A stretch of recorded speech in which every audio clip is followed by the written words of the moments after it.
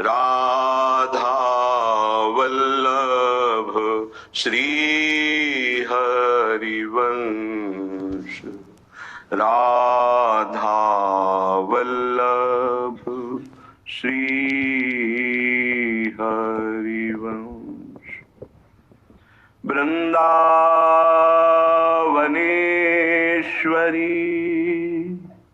तवैव पदारविन्दम् प्रेमामृतैकमकरन्द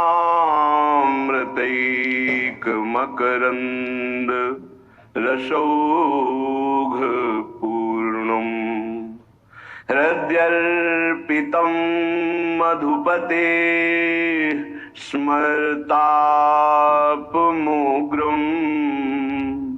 निर्वापयत् परम शीतलमाश्रयामि,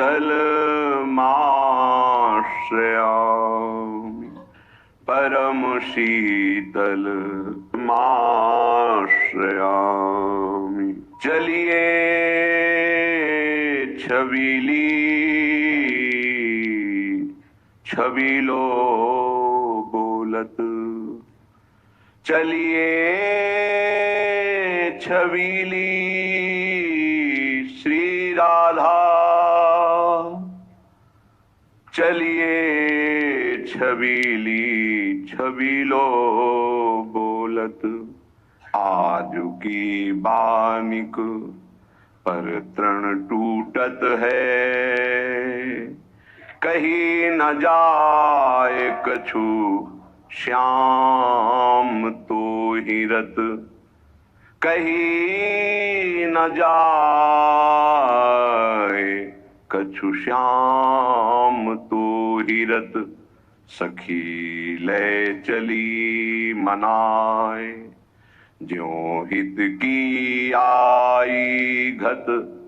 श्री हरिदास के स्वामी श्यामा श्यामा श्यामा।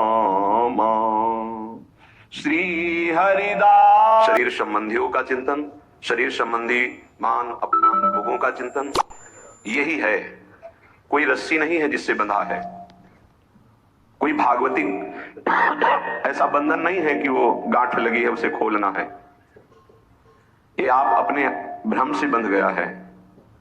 अपने शरीर को मैं मानकर, शरीर भोगों को सुख मानकर, शरीर संबंधियों को ममता आसक्ति प्रियतावश अपना मानकर अपने स्वरूप को भूल गया, अपने आराध्य देव को भूल गया, अपना लक्ष्य भूल गया। यही भ्रम, यही बंधन। अंदर से देखते रहना है।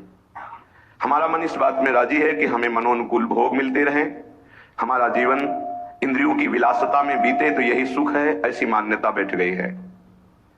अध्यात्म इसी मान्यता से मुक्त करता है, क्योंकि इस मान्यता में चिंता, शोक, भय, कामना, वासना, स्पृहा, अशांति, जन्म, मृत्यु, ये सब इसी से प्राप्त हुए हैं। अज्ञानी जीव इसे नहीं समझता है। उसकी एक मान्यता होती है कि लोक में यदि सबसे बड़े हम धनी हो जाएं, पद मिल जाए, जो हम चाहें वो मिल जाए, मानो ये हमारे जीवन का परम लक्ष्य है, ऐसा भ्रम से बैठ जाता है। बड़े कृपा पात्र हैं जिनको ये बात समझ में आने लगी कि प्रभु का नाम जपना, प्रभु के लीला गुणों का श्रवण करना और जितने भी कर्म हैं वो प्रभु को समर्पित करना, जीने के लिए धर्म पूर्वक धन कमाना, लेकिन जीवन का लक्ष्य भगवत प्राप्ति करना, ये जिनकी समझ में आ गया वो धन्य हो गए। वो चिंता, शोक, भय, मृत्यु, इन पर विजय प्राप्त कर लिए। श्रीपाद प्रबोधानंद जी महाराज कह रहे हैं, न लोकम न धर्मम न गेहम न देहम न निंदाम न स्तुतिम नापि सौख्यम न दुखम विजानन किमप्युन्मदः प्रेम माभ्या गृहग्रस्तवत्कर ही वृंदावनेश्याम।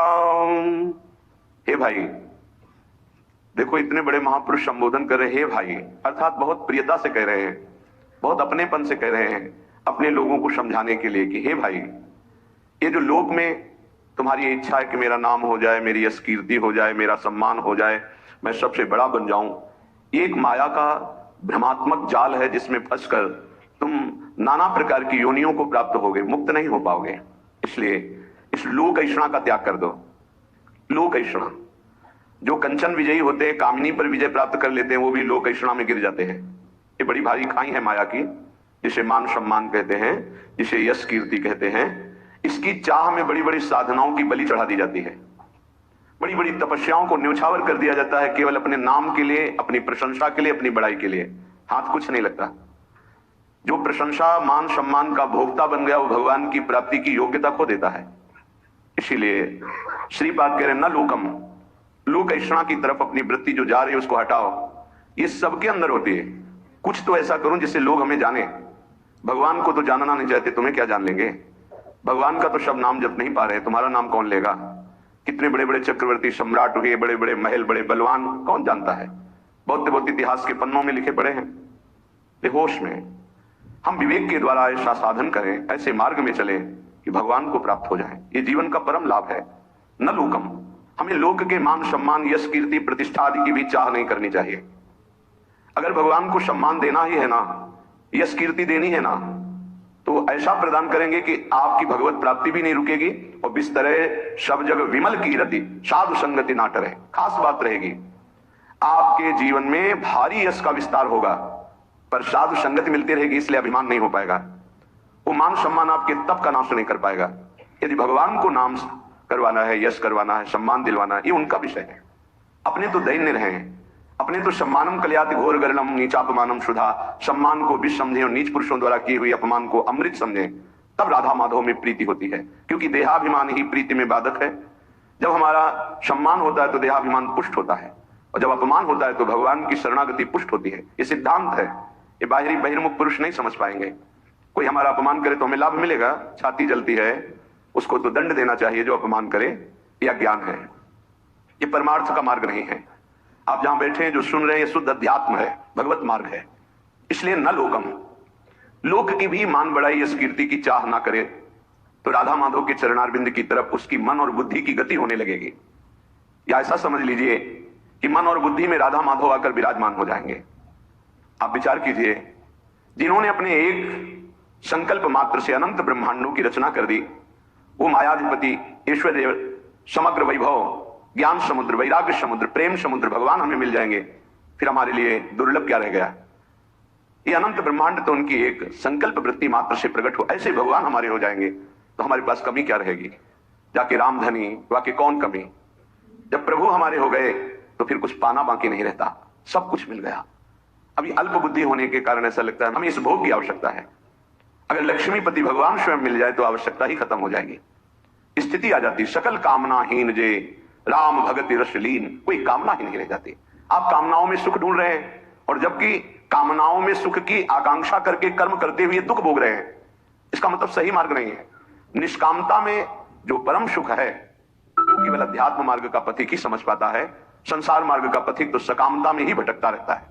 आगे कह रहे न धर्मम, जो धर्म देह से संबंध रखता है, लोक से संबंध रखता है, उसका जब हम पूर्णतया पालन करते हैं तो परम धर्म की प्राप्ति होती है।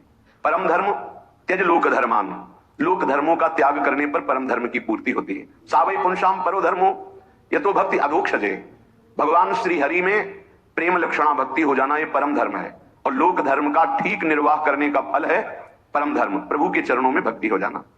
नहीं तो आपसे सच्ची कहते हैं, ये देहाभिमान बड़े बड़ों में झलकता रहता है। मैं अमुक, मैं अमुक, मैं अमुक, मैं अमुक, दूसरे की निंदा, अपने मुख से प्रशंसा, जो अध्यात्म की बिल्कुल विरुद्ध है, वो बना रहता है। बड़ा ज्ञान है शास्त्रों का, पर ये जब वाणी खुलेगी तो किसी न किसी की निंदा होती पाया गया। वो तो अमुक जाति के थे, वो अमुक अमुक ऐसे ऐसे। अरे जो सत्य वस्तु है उसको क्यों नहीं जाना जा रहा? एक ही सच्चिदानंद भगवान अपने स्वरूप का विस्तार किए हुए हैं, वही है, दूसरा कोई नहीं है। मत्ता परतरम नान्यत किंचित अस्ति धनंजय, गीता जी कह रही हैं, भगवान श्री कृष्णचंद्र जी के वचन हैं, मेरे सिवा हे अर्जुन किंचन मात्र कोई वस्तु नहीं। फिर किसकी निंदा की जा रही है? लोक धर्म की महत्ता है परम धर्म की प्राप्ति में। यदि लोक धर्म का पालन कर रहे हैं, परम धर्म की प्राप्ति नहीं हुई तो सो सब धर्म कर्म जरि जाओ, जहां न राम पद पंकज भाऊ। वो सब धर्म कर्म में आग लग जाए जिससे भगवान के चरणों में प्रीति न उत्पन्न हो पावे। क्या उस धर्म कर्म का जो प्रेम न प्रकाशित कर दिया? जिससे प्रेम प्रकाशित हो वही धर्म है। इसलिए कह रहे कि इस लोक धर्म में ज्यादा अर्झो मत। क्या लोक धर्म है? मैं अमुक जाति का हूं, मैं किसी का पति हूं, किसी का पुत्र हूं, किसी का पिता हूं, किसी का अमुक अमुक अमुक, ठीक है, इन धर्म का पालन करो भगवत भाव से और भागवत धर्म में स्थित हो जाओ, यही इसकी मानता है। अगर केवल इतना ही करते रहे, प्रभु के चरणों में प्रीति नहीं, तो विश्वास कीजिए आपके हाथ में जो सत्य वस्तु प्राप्त करने के लिए मानव देह लगी थी, कुछ नहीं लगेगा।